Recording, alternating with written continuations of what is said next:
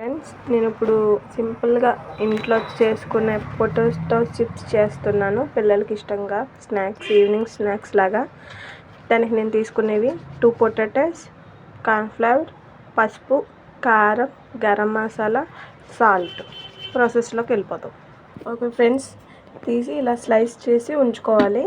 కొంచెం బారుగా ఉన్నవి తీసుకోండి, నా దగ్గర ఇవే ఉన్నాయి. ఓకే ఫ్రెండ్స్, నెక్స్ట్ ప్రాసెస్ చూద్దాం.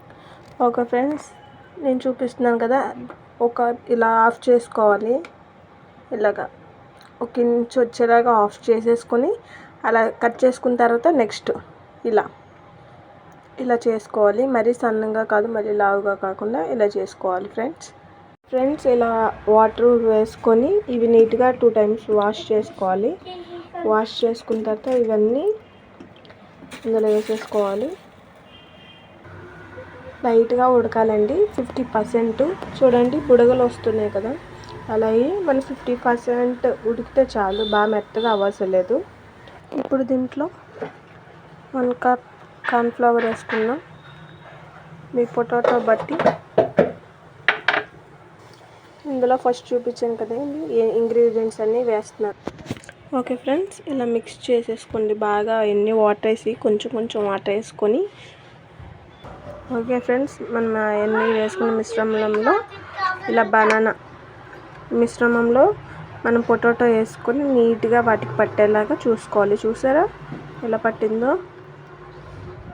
దీన్ని మనం ఒక 15 minutes అయినా ఫ్రిడ్జ్లో పెడదాం.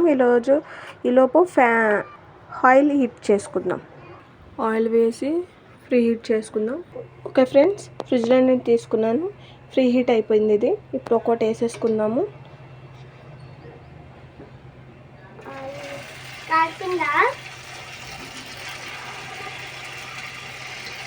ఇలా అన్నీ వేసేసుకోవాలి.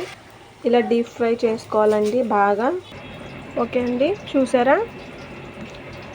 పొటాటో చిప్స్ అండ్ టమాటో సాస్లో ముంచుకొని తింటే సూపర్ ఉంటుంది. ఈవినింగ్ పిల్లలకి కూడా పెట్టచ్చు.